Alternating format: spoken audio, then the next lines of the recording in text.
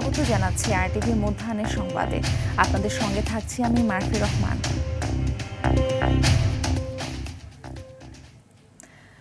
দর্শক, 2025-26 অর্থ বছরের বাজেট নিয়ে গুলশানে বিএনপির রাজনৈতিক কার্যালয়ে আনুষ্ঠানিক প্রতিক্রিয়া জানাচ্ছেন বিএনপি। আমরা সরাসরি চলে যাচ্ছি সেখানে। সমূহের তালিকা প্রস্তুত করে সেগুলো পুনরায় চালুর দৃশ্যমান উদ্যোগ নেওয়া হবে। তথ্য প্রযুক্তি খাত, ক্ষুদ্র ও মাঝারি শিল্প উন্নয়নের জন্য দেশব্যাপী প্রোডাকশন ফ্যাসিলিটি, ডিজিটাল প্ল্যাটফর্ম এবং ট্রেনিং প্রোগ্রাম হাতে নেওয়া হবে। তারা আন্তর্জাতিক প্ল্যাটফর্মে সরবরাহকারী হিসেবে প্রতিষ্ঠিত হয়ে পণ্য বিশ্বব্যাপী বিক্রি করতে সক্ষম হবে। অর্থাৎ ডিজিটাল ইকোনমির মাধ্যমে তাদের অ্যাক্সেস সারা বিশ্বে হয়ে যাবে। তারা ঘরে বসে তাদের পণ্য রপ্তানি করতে পারবে। বাংলাদেশে ফেসবুক, গুগল, ইউটিউব ইত্যাদি সোশ্যাল প্ল্যাটফর্মের অফিস খোলার জন্য উদ্যোগ গ্রহণ করা হবে। এই অফিসগুলোকে আমরা তাদেরকে আনার একটা চেষ্টা আমাদের মধ্যে থাকবে। ফ্রিল্যান্সার তরুণ যুবতীদের সুবিধার্থে অগ্রাধিকার ভিত্তিতে বাংলাদেশে পেপ্যাল এবং অন্যান্য পেমেন্ট মেথড সহ ই কমার্স প্রতিষ্ঠানগুলোর কার্যক্রম শুরু করার জন্য উদ্যোগ গ্রহণ করা হবে। আমাদের ফ্রিল্যান্সার, আপনারা জানেন, আমাদের ইয়াং ছেলে মেয়েরা কিন্তু প্রচুর কাজ করছে ফ্রিল্যান্সিং এ। এদের অনেকগুলো সমস্যা আছে যেগুলোর সমাধান করতে হবে। একটা হচ্ছে পেপ্যালের মাধ্যমে পেমেন্ট, এবং এইগুলোকে শক্তিশালী করার যে পেমেন্ট মেথডটা খুব ইজি করা হবে। ফ্রিল্যান্সিং, আউটসোর্সিং এবং ডাটা প্রসেসিংকে উৎসাহিত করার জন্য জেলা পর্যায়ে যোগ্যতা ভিত্তিক প্রশিক্ষণ প্রোগ্রাম এবং মানব সম্পদ উন্নয়ন কার্যক্রম নেওয়া হবে। এটা একেবারে আমাদের উদ্দেশ্য হচ্ছে, আবারও বলছি, এটা একেবারে এইগুলোকে আমরা জেলা পর্যায়ে একেবারে নিম্ন পর্যায়ে নিয়ে যেতে চাচ্ছি।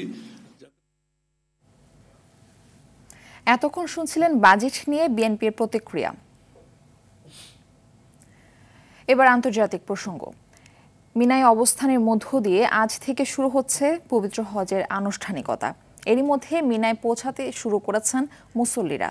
সৌদি কর্তৃপক্ষের তথ্য অনুযায়ী এই পর্যন্ত 4 লাখেরও বেশি হাজি মিনায় অবস্থান করছেন। লাব্বাইক আল্লাহুম্মা লাব্বাইক ধ্বনিতে মুখরিত মিনা উপত্যকা। স্থানীয় সময় মঙ্গলবার রাতে ইহরাম বেঁধে মক্কা থেকে মিনায় উদ্দেশ্যে যাত্রা হন ধর্মপ্রাণ অনেক মুসলমান। মিনায় রাত্রিযাপন শেষে বৃহস্পতিবার রওনা হবেন আরাফাতের ময়দানের উদ্দেশ্যে। সেখানে অনুষ্ঠিত হবে হজের খুতবা। এবার বিশ্বের নানা প্রান্তে প্রায় 15 লাখ মুসল্লি হজ পালন করছেন। হজ পালন নির্বিঘ্ন করতে সৌদি সরকারের তরফে নেওয়া হয়েছে কড়া নিরাপত্তা ব্যবস্থা।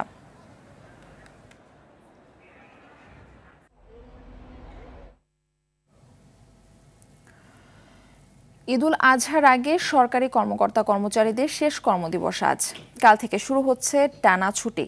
14 জুন পর্যন্ত টানা 10 দিন ছুটি কাটাবেন সরকারি চাকরিজীবীরা। লম্বা এই ছুটিতে ঈদ উদযাপন করতে ঢাকা থেকে সড়ক ও রেলপথে বেড়েছে ঘরমুখো মানুষের ভিড়। বুধবার ঈদযাত্রায় 5ম দিনে ভোর থেকেই যাত্রী চাপ রয়েছে রাজধানীর কমলাপুর রেলওয়ে স্টেশনে। দিনের শুরুতে ভোর 4:45টার প্রথম ট্রেন প্ল্যাটফর্মে ছাড়ে। সকাল 11টা পর্যন্ত দেশের বিভিন্ন প্রান্তে একে একে ছেড়ে যায় 21টি ট্রেন। আজ মোট 63টি ট্রেন স্টেশন ছাড়ার কথা রয়েছে।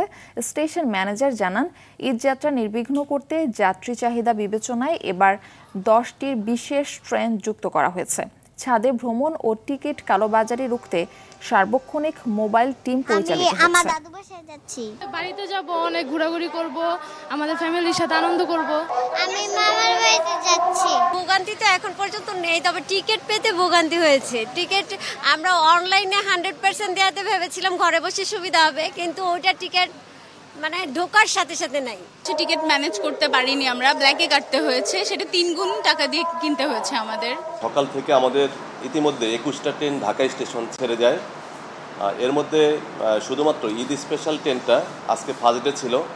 ইলেকট্রিক ডিআরএস এর কারণে ট্রেনটা 30 মিনিট বিলম্বে অর্থাৎ 10টায় ছেড়ে গেছে। ঈদ যাত্রায় আমাদের যাত্রীদের সুবিধার্থে 10টি স্পেশাল ট্রেন পরিচালনা করা হচ্ছে। এদিকে অতিরিক্ত ভাড়া নেয়ার অভিযোগে রাজধানীর আব্দুল্লাহপুর বাস স্ট্যান্ড থেকে 2 জনকে আটক করেছে সেনাবাহিনী। পরে তাদের উত্তরা পশ্চিম থানায় হস্তান্তর করা হয়। সকালে তাদের আটক করে সেনাবাহিনী। সেনাবাহিনীর সদস্যরা জানান, যাত্রীদের অভিযোগের ভিত্তিতে আব্দুল্লাহপুর বাস স্ট্যান্ড অভিযান পরিচালনা করে তারা। পরে অতিরিক্ত ভাড়া আদায়ের সময় 2 জনকে হাতে নাতে আটক করা হয়। আইনশৃঙ্খলা বহির্ভূত কর্মকাণ্ড রোধ ও পরিস্থিতি স্বাভাবিক রাখতে এই ধরনের অভিযান অব্যাহত রাখার কথা জানায় সেনাবাহিনী।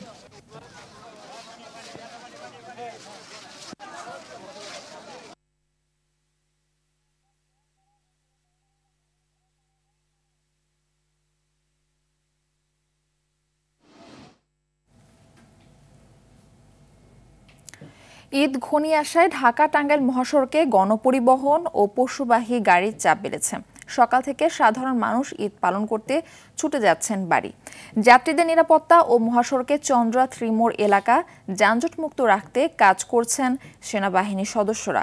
আজ থেকে শিল্প কারখানা অধ্যুষিত এলাকায় ছুটি ঘোষণার পর মহাসড়কের চন্দ্রা এলাকায় তীব্র যানজটের আশঙ্কা করছেন আইনশৃঙ্খলা বাহিনী ও চালকরা।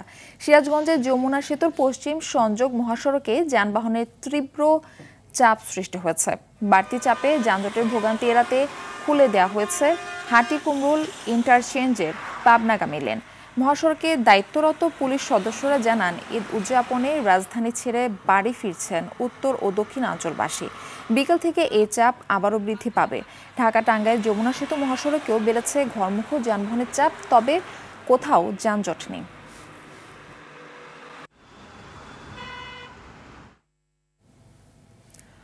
দর্শক, এ বিষয়ে আরো জানাতে ঢাকা টাঙ্গাইল যমুনা সেতু মহাসড়ক থেকে যুক্ত হচ্ছেন সহকর্মী কামাল হোসেন। কামাল, যমুনা সেতু মহাসড়কে গাড়ির চাপ কেমন দেখছেন? যানজট আছে কিনা সেখানে জানাবেন।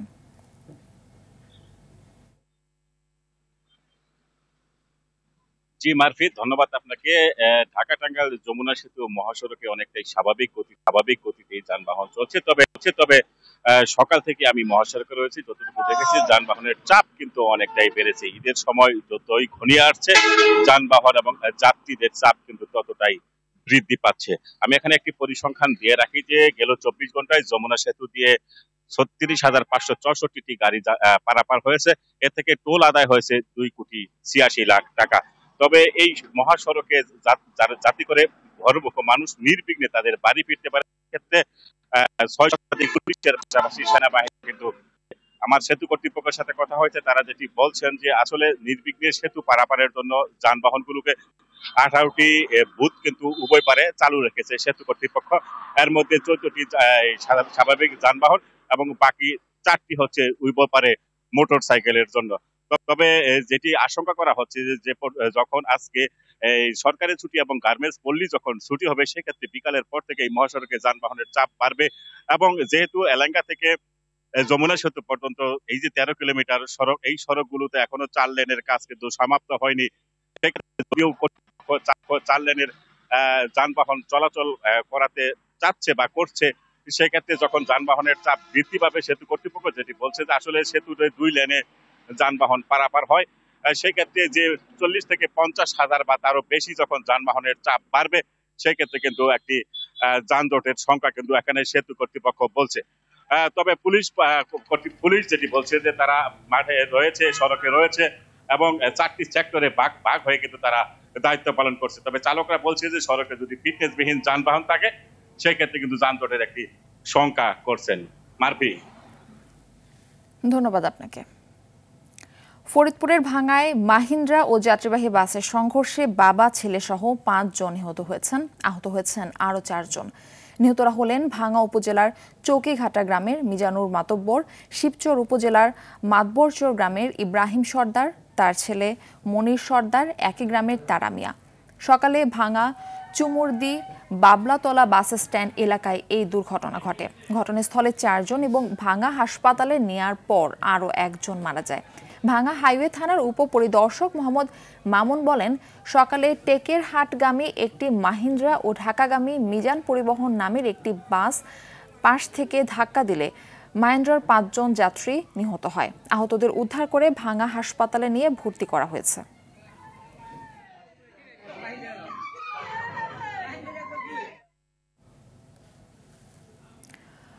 নারায়ণগঞ্জের বিভিন্ন শহর উপশহরে পশুর হাটগুলোতে এখনও বেচাকেনা জমে না উঠলেও ভিড় রয়েছে ক্রেতাদের।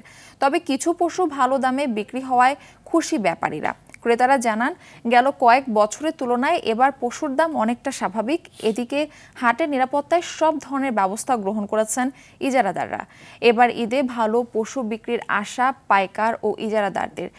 চুয়াডাঙ্গায় শেষ মুহূর্তে জমে উঠেছে কোরবানির পশুর হাট। হাটে বিভিন্ন জাতের বড় গরুর চেয়ে ছোট ও মাঝারি আকারের দেশি গরুর চাহিদা বেশি। পার্শ্ববর্তী জেলাসহ দেশের বিভিন্ন প্রান্ত থেকে এসব পশু হাটে আসছেন ক্রেতারা। তবে গেল বছরের তুলনায় এবার গরুর দাম কম পাচ্ছেন বলে জানিয়েছেন খামারিরা। আবার কাঙ্ক্ষিত দামে বিক্রি করতে না পেরে পশু ফিরিয়ে নিয়ে যাচ্ছেন অনেকেই।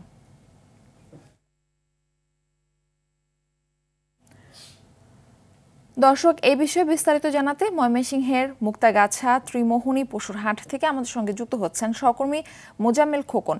খোকন, হাটে ভিড় কেমন দেখছেন? বেচা বিক্রি কি শুরু হয়েছে এবং পশুর সরবরাহ কেমন দেখছেন সেখানে জানাবেন। ধন্যবাদ মারফি। এখন আমি যে জায়গাটিতে দাঁড়িয়ে রয়েছি সেটি হচ্ছে ময়মনসিংহের মুক্তাগাছা উপজেলার ত্রিমোহনী যে কোরবানির পশু হাটটি রয়েছে সেই পশু হাটে। তো এখানে আমরা দেখতে পাচ্ছি যে কিছুক্ষণ আগে থেকে ক্রেতা এবং বিক্রেতা অর্থাৎ যারা খামারি রয়েছেন এবং যারা গরুর মালিক রয়েছেন তারা কিন্তু ধীরে ধীরে কিন্তু তারা কিন্তু এই হাটে তাদের পশু নিয়ে আসছেন, কোরবানি পশু নিয়ে আসছেন। যদিও এখনও ক্রেতাদের সংখ্যাটা খুবই কম দেখা যাচ্ছে। অর্থাৎ আমাদেরকে যেমনটি বলছেন এই ইজারাদার যিনি রয়েছেন এই হাটে, তারা যেমনটি বলছেন যে ক্রেতাদের যে উপস্থিতি একটু পরেই কিন্তু হয়তোবা এই ক্রেতাদের সমাগম বেড়ে যাবে। তারা যেমনটি বলছেন যে আজকেই কিন্তু এই ত্রিমোহনী পশুর যে হাটটি রয়েছে সেটার কিন্তু আজকে সর্বশেষ হাট। অর্থাৎ আপনাকে একটি বিষয় জানিয়ে রাখি যে ময়মনসিংহ জেলায় 152টি স্থায়ী এবং অস্থায়ী কোরবানির পশুর হাট কিন্তু বসানো হয়েছে। সেখানে কিন্তু আমাদেরকে প্রশাসন যেমনটি বলেছেন যে এবার পশুর হাটে কিন্তু বিশেষ করে তাদের নিরাপত্তার যে বলয়টি সেই বলয়টি কিন্তু ব্যাপক হারে দেওয়া হয়েছে। অর্থাৎ র্যাব, পুলিশের পাশাপাশি আইন শৃঙ্খলার রক্ষাকারী বাহিনী যারা রয়েছেন তারা কিন্তু এই পশুর হাটে কিন্তু তাদের নজরদারি বাড়িয়েছেন। এছাড়া কিন্তু যারা এখানে ইজারাদার, স্থানীয় ইজারাদার, তারা এখানে ক্রেতা এবং বিক্রেতাদের যে নিরাপত্তার বিষয়টি তারা কিন্তু এখানে জোরদার করেছেন। তারা যেমনটি বলছেন যে এবারে কিন্তু পশুর হাটে অর্থাৎ ক্রেতাদের সমাগম কিছুটা কম, অর্থাৎ বরাবরের মতো এইবারই কিন্তু ক্রেতাদের সমাগমটা খুব কম বলছেন তারা। যদিও তাদের প্রত্যাশা যে আর যে বিশেষ করে 2-1 দিনের মধ্যে যে কয়েকদিন আছে এই কয়েকদিনের মধ্যে যে ক্রেতাদের হয়তোবা সংখ্যা বেড়ে যাবে, অর্থাৎ বেলা বাড়ার সঙ্গে। ধন্যবাদ আপনাকে। আবারও আন্তর্জাতিক প্রসঙ্গ। ফিলিস্তিনের অবরুদ্ধ গাজা উপত্যকায় ইসরায়েলি হামলায় একদিনে নিহত হয়েছেন আরও 40 ফিলিস্তিনি। গাজার স্বাস্থ্য মন্ত্রণালয় জানায়, রাফা শহরে ত্রাণ বিতরণ কেন্দ্রের কাছে ইসরায়েলের চালানো গুলিতে আরও 27 ত্রাণ প্রার্থীকে হত্যা করা হয়েছে। গাজায় বেসামরিক মানুষের উপর এই হামলাকে যুদ্ধাপরাধের শামিল বলে অভিহিত করেছেন জাতিসংঘের মানবাধিকার বিষয়ক হাই কমিশনার ভলকার তুর্ক। এসব হত্যাকাণ্ডের স্বাধীন তদন্তেরও আহ্বান জানান তিনি। এদিকে গাজার যুদ্ধ পরিস্থিতি বন্ধে আজ জাতিসংঘ নিরাপত্তা পরিষদে একটি গুরুত্বপূর্ণ খসড়া প্রস্তাবের উপর ভোট অনুষ্ঠিত হতে পারে। খসড়া প্রস্তাবে গাজায় তাৎক্ষণিক, নিঃশর্ত ও স্থায়ী যুদ্ধবিরতির দাবি জানানো হয়। খেলার খবর। ভুটানের বিপক্ষে একমাত্র ফিফা প্রীতি ম্যাচে আজ মাঠে নামবে বাংলাদেশ ফুটবল দল। জাতীয় স্টেডিয়ামে ম্যাচ শুরু হবে সন্ধ্যা 7টায়। এই ম্যাচ দিয়ে ঘরের মাঠে অভিষেক হচ্ছে বাংলাদেশি বংশোদ্ভূত ইংলিশ ফুটবলার হামজা চৌধুরীর। আগামী 10 জুন সিঙ্গাপুরের বিপক্ষে এএফসি এশিয়ান কাপ বাছাইয়ে মাঠে নামার আগে ভুটান ম্যাচ দিয়ে নিজেদের ঝালিয়ে নিতে চান ক্যাব্রেরা শিষ্যরা। এদিকে সিঙ্গাপুরের বিপক্ষে ম্যাচে অংশ নিতে ভোরে ঢাকায় এসেছেন কানাডিয়ান প্রবাসী ফুটবলার সমিত সোম। হযরত শাহজালাল আন্তর্জাতিক বিমানবন্দরে অবতরণের পর গণমাধ্যমকে তিনি জানান, লাল সবুজ জার্সিতে মাঠে নামতে মুখিয়ে রয়েছেন। সিঙ্গাপুরের বিপক্ষে এফসি এশিয়ান কাপে বাংলাদেশ ভালো কিছু করবে বলেও আশা রাখেন তিনি।